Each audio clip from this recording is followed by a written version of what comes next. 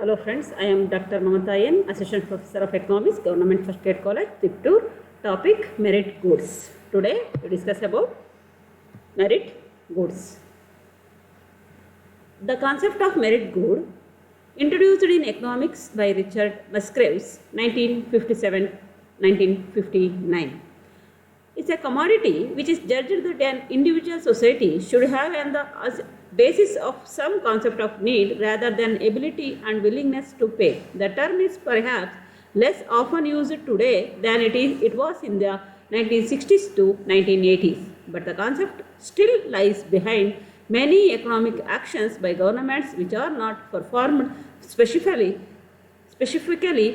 for financial reasons or by supporting incomes. Example, via tax rebates.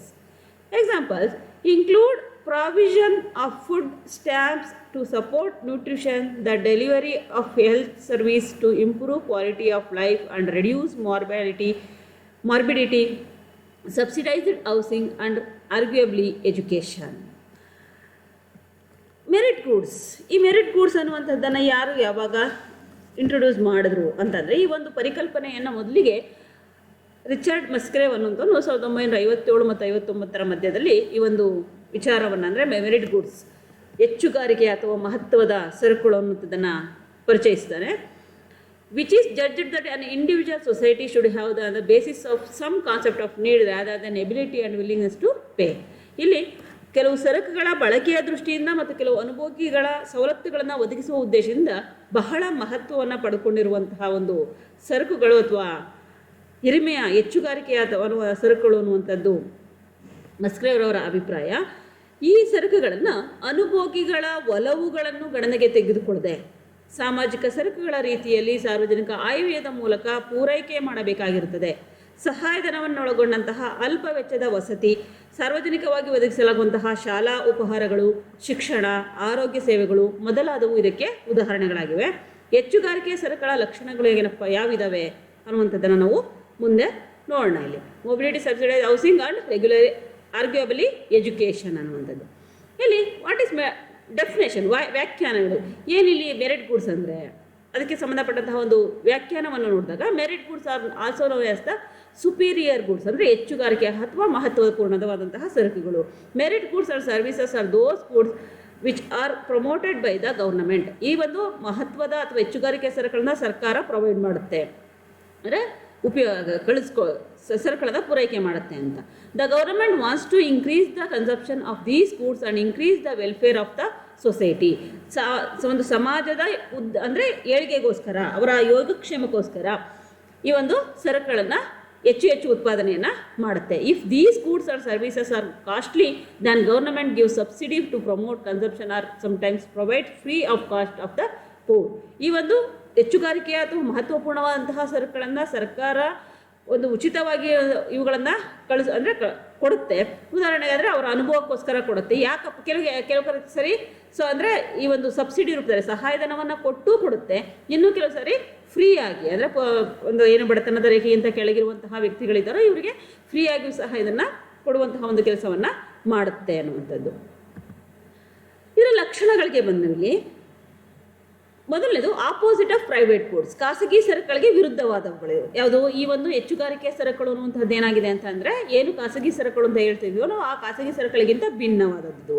Private goods are the goods produced by private manufacturers. The private are supplied through the market. Thus market operates on two principles, that is exclusion principle and revealed preference. ಇದು ನಾನು ಈಗಾಗಲೇ last ಕ್ಲಾಸಲ್ಲಿ ನಿಮಗೆ ಖಾಸಗಿ ಸರಕುಗಳ ಬಗ್ಗೆ ಹೇಳ್ಬೇಕಾದ್ರೆ ಹೇಳಿದ್ದೇನೆ. ಈ ಒಂದು ಪ್ರೈವೇಟ್ ಗೂಡ್ಸ್ಗಳನ್ನು ಸಪ್ಲೈ ಮಾಡೋದು ಯಾರು ಅಂದರೆ ಸಂಪೂರ್ಣವಾಗಿ ಖಾಸಗಿ ವ್ಯಕ್ತಿಗಳಾಗಿರ್ತಾರೆ. ಈ ಖಾಸಗಿ ಸರಕುಗಳ ತೃಪ್ತಿ ಅನುಭವಿಗಳ ಸಾರ್ವಭೌಮತ್ವದ ತತ್ವಕ್ಕೆ ಬದ್ಧವಾಗಿರುತ್ತೆ. ಗ್ರಾಹಕರಿಂದ ಬರುವಂತಹ ಪರಿಣಾಮಕಾರಿ ಬೇಡಿಕೆಗೆ ಅನುಗುಣವಾಗಿರುತ್ತೆ. ಈ ಸರಕುಗಳ ಹಂಚಿಕೆಯನ್ನು ಮಾಡಲಾಗುತ್ತೆ. ಈ ಬೇಡಿಕೆ ವ್ಯಕ್ತಿಗತ ಒಲವುಗಳಿಂದ ಮತ್ತು ಹಂಚಿಕೆಯ ಪ್ರಸಕ್ತ ಸ್ಥಿತಿಯಿಂದ ಇದು ನಿರ್ಧರಿಸಲ್ಪಡುತ್ತೆ.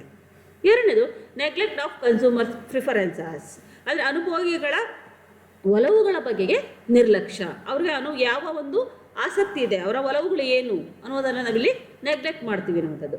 Ignoring the favour of the voter but the supply of more expensive goods does not take into account the interests of the voter. Therefore the supply of these goods is also very desirable to some exceptions of society. ಇಲ್ಲಿ ಹೆಚ್ಚುಗಾರಿಕೆ ಅಥವಾ ಮಹತ್ವಪೂರ್ಣವಾದಂತಹ ಸರಕುಗಳ ಪೂರೈಕೆಯು ಅನುಭೋಗಿಗಳ ಒಲವುಗಳನ್ನು ಗಣನೆಗೆ ತೆಗೆದುಕೊಳ್ಳುವುದಿಲ್ಲ. ಅವ್ರಿಗೆ ಬೇಕಾ ಬೇಡವಾ ಅದನ್ನು ಅವರು ಏನು ಯೋಚನೆ ಮಾಡೋದೇ ಇಲ್ಲ.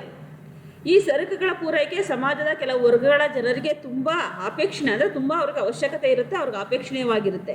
ಆದರೆ ಹೆಚ್ಚುಗಾರಿಕೆಯ ಸರಕುಗಳು ಎಷ್ಟು ಶ್ರೇಷ್ಠವಾದವುಗಳೆಂದರೆ ಅವುಗಳನ್ನು ಸಾರ್ವಜನಿಕವಾಗಿ ವಿತರಣೆ ಮಾಡಲಾಗುತ್ತೆ. ಅಂದರೆ ಪ್ರತಿಯೊಬ್ಬರಿಗೂ ಸಹ ಇದು ಬೇಕು ಅನ್ನುವಂಥದ್ದು.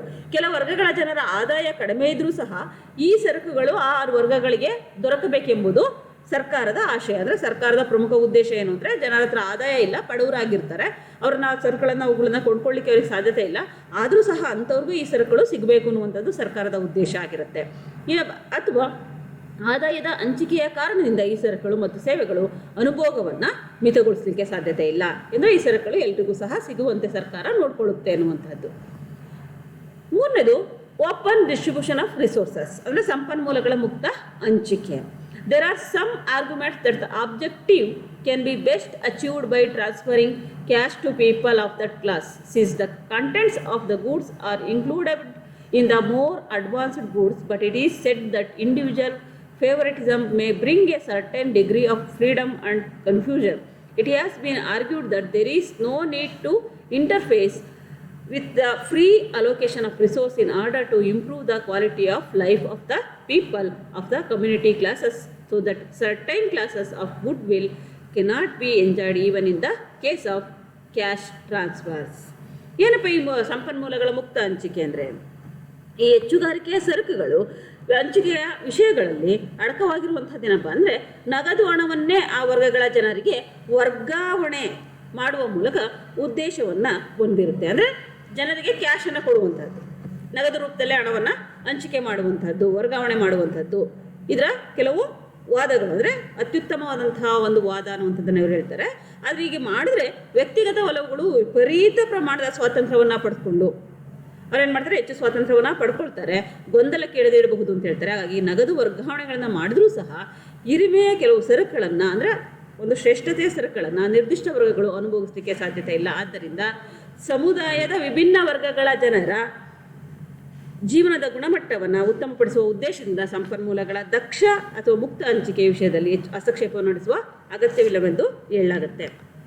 4ನೇ point, different from social goods, ಸಾಮಾಜಿಕ ಸರಕುಗಳಿಗಿಂತ ಭಿನ್ನ ಅಂತ.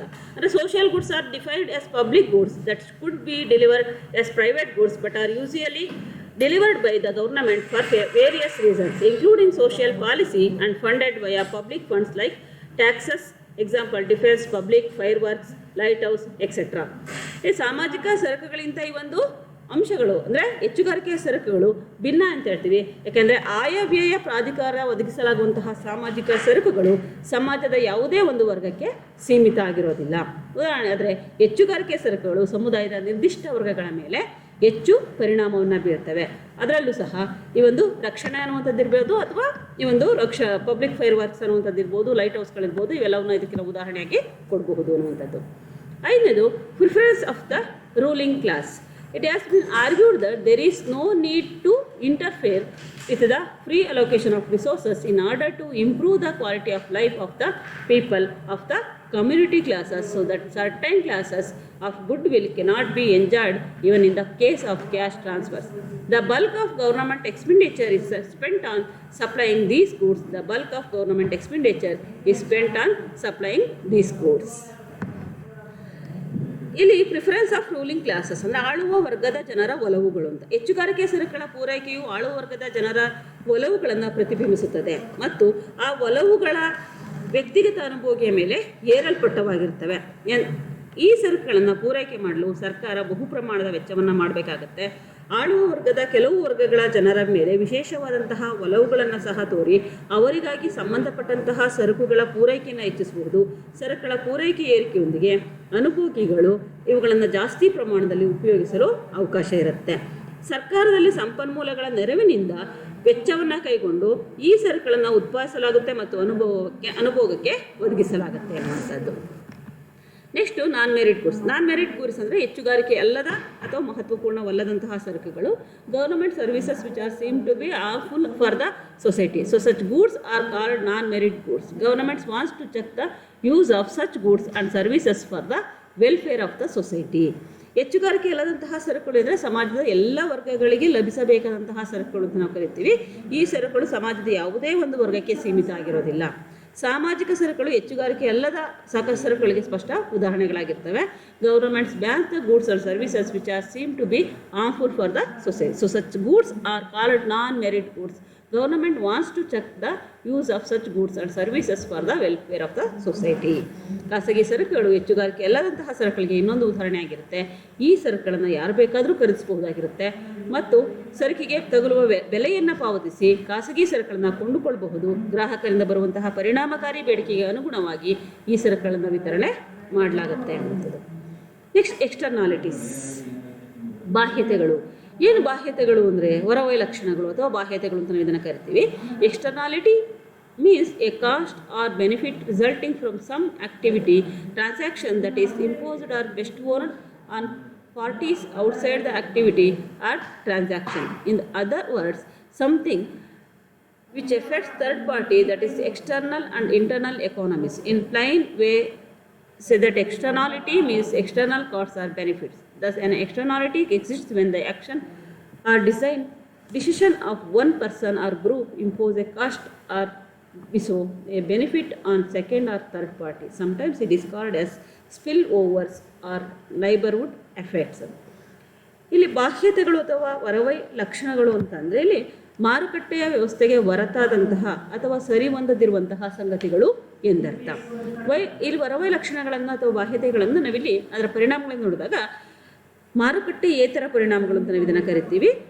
ಹೊರವೈ ಲಕ್ಷಣದ ಪ್ರಮುಖವಂತಹ ಒಂದು ಪರಿಕಲ್ಪನೆಯನ್ನು ಜೇಮ್ಸ್ ಮೀಡ್ ಮತ್ತು ಸಿಟೋಸ್ಕಿ ಅವರು ಪರಿಚಯಿಸಿಕೊಡ್ತಾರೆ. ಬುಚಾನನ್ ಅನ್ನುವಂತಹ ಅರ್ಥಶಾಸ್ತ್ರಜ್ಞರು ಸಹ ಇದಕ್ಕೆ ಒಂದು ಕಾಣಿಕೆಯನ್ನು ನೀಡ್ತಾರೆ. ಈ ಬಾಹ್ಯತೆಗಳು ಅಂತಂದರೆ ಉತ್ಪಾದಕರ ಮತ್ತು ಅನುಭೋಗಿಗಳ ಆರ್ಥಿಕ ಕ್ರಿಯೆಗಳಿಂದ ಇತರ ಉತ್ಪಾದಕ ಮತ್ತು ಅನುಭೋಗಿಗಳ ಮೇಲೆ ಸಂಭವಿಸುವಂತಹ ಆದರೆ ಮಾರುಕಟ್ಟೆ ಬೆಲೆಗಳಲ್ಲಿ ಪ್ರತಿಬಿಂಬಿತವಾಗದಿರುವಂತಹ ಪರಿಣಾಮಗಳು ಅಂತ ಅರ್ಥ.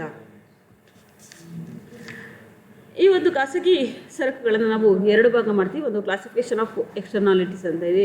ಅಂದರೆ ಯಾವುದಪ್ಪ ಅಂದರೆ generally externalities are categorized in market externalities and non-market externalities which can be priced in the market. For example, a person may purchase scenic across his neighbor property. In case of non-market externalities, losses and gains cannot be priced in the market on the basis of demand and supply.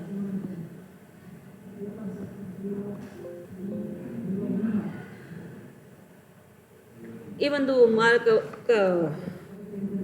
ಬಾಹ್ಯತೆಗಳನ್ನು ಅಥವಾ ಹೊರವೈ ಲಕ್ಷಣಗಳನ್ನು ಪ್ರಮುಖವಾಗಿ ಎರಡು ಭಾಗಗಳಾಗಿ ನಾವು ಮಾಡ್ತೀವಿ. ಒಂದು ನಕಾರಾತ್ಮಕ ಹೊರವೈ ಲಕ್ಷಣ, ಮತ್ತೊಂದು ಸಕಾರಾತ್ಮಕ ಹೊರವೈ ಲಕ್ಷಣಗಳು ಅಂದರೆ ನೆಗೆಟಿವ್ ಎಕ್ಸ್ಟರ್ನಾಲಿಟೀಸ್. ನೆಗೆಟಿವ್ ಎಕ್ಸ್ಟರ್ನಾಲಿಟೀಸ್ ಅಂದರೆ pollution, noise, cognition and painting house colour that the neighbourhood feel in ugly are the examples of negative externalities. ಈ ಒಂದು ಪೊಲ್ಯೂಷನನ್ನು ಉಂಟು ಮಾಡುವಂಥದ್ದು ಅಥವಾ ನಾಯ್ಸ್ ಪೊಲ್ಯೂಷನ್ ಆಗುವಂಥದ್ದು, ಇವೆಲ್ಲ ಏನು ನೆಗೆಟಿವ್ ಆಗಿರುವಂತಹ ಬಾಹ್ಯತೆಗಳು.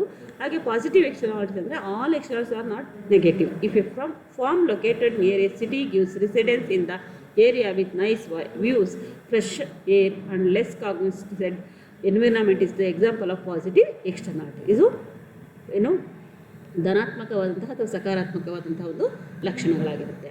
ಇದರ ಲಕ್ಷಣಗಳಿಗೆ ಬಂದರೆ ಎಕ್ಸ್ಟರ್ನಾಲಿಟಿನ ಬಂದು ಅಂದರೆ ಬಾಹ್ಯತೆಗಳ ಲಕ್ಷಣಗಳೇನು, ಫೀಚರ್ಸ್ ಆಫ್ ಎಕ್ಸ್ಟರ್ನಾಲಿಟೀಸ್ ಅಂದರೆ ಒಂದು ಇಂಟರ್ಡಿಪೆಂಡೆನ್ಸ್, ಅಂದರೆ ಇದು ಏನಾಗಿರುತ್ತೆ ಅಂತಂದರೆ ಪರಸ್ಪರ ಅವಲಂಬನೆಯನ್ನು ಹೊಂದಿರುತ್ತೆ ಅಂತ. There is a correlation between the action and the symptom of the outside of which economic action is the result of economic action ಅಂತ. ಅಂದರೆ ಯಾವ ಆರ್ಥಿಕ ಕ್ರಿಯೆಯಿಂದ ಹೊರವೈ ಲಕ್ಷಣ ಸಂಭವಿಸುತ್ತದೆಯೋ ಆ ಕ್ರಿಯೆ ಅಥವಾ ಹೊರವೈ ಲಕ್ಷಣದ ನಡುವೆ ಪರಸ್ಪರ ಸಂಬಂಧವಿರುತ್ತೆ. ಅಂದರೆ ಆರ್ಥಿಕ ಕ್ರಿಯೆಯ ಕಾರಣದಿಂದಾಗಿ ಹೊರವೈ ಲಕ್ಷಣ ಅಥವಾ ಬಾಹ್ಯತೆ ಸಂಭವಿಸುತ್ತೆ ಅನ್ನುವಂಥದ್ದು. ಎರಡನೇದು ಆಬ್ಸೆನ್ಸ್ ಆಫ್ ಕಾಂಪನ್ಸೇಷನ್, ಪರಿಹಾರ ನೀಡಿಕೆ ಇಲ್ಲದಿರುವಿಕೆ ಅಂತ. If the group has a bad benefit or loss to the others, they will not be compensated for it. If the group has a bad benefit or loss to others, they will not be compensated for it. Similarly, what is the social cost to the people in the society is said to be social benefits. If the people in the factory get external benefits from the manufacturing process in the factory. ಅದರಲ್ಲಿ ಏನು ಪರಿಹಾರ ನೀಡಿಕೆ ಇಲ್ಲದಿರುವಿಕೆ ಅಂತಂದರೆ ಹೊರವೈ ಲಕ್ಷಣದಿಂದಾಗಿ ಇತರರಿಗೆ ದುಷ್ಪ್ರಯೋಜನ ಅಥವಾ ನಷ್ಟ ಸಂಭವಿಸಿದರೆ ಅದನ್ನು ಭರಿಸಲು ಆಗದಿರುವಂತಹ ಅಂದರೆ ಪರಿಸಲಿಕ್ಕೆ ಅವರಿಗೆ ಪರಿಹಾರವನ್ನು ಒದಗಿಸಲಿಕ್ಕೆ ಸಾಧ್ಯತೆ ಇಲ್ಲ. ಅಂದರೆ ಬರವೈಲಕ್ಷಣದಿಂದಾಗಿ ಸಂಭವಿಸುವಂತಹ ನಷ್ಟ ಅಥವಾ ದುಷ್ಪ್ರಯೋಜನವನ್ನು ಜನರು ಪರಿಹಾರವಿಲ್ಲದೆ ಅನುಭವಿಸಬೇಕಾಗತ್ತೆ ಅನ್ನುವಂಥದ್ದು. ಇದಿಷ್ಟು ವರವೈಲಕ್ಷಣದ ಲಕ್ಷಣಗಳು.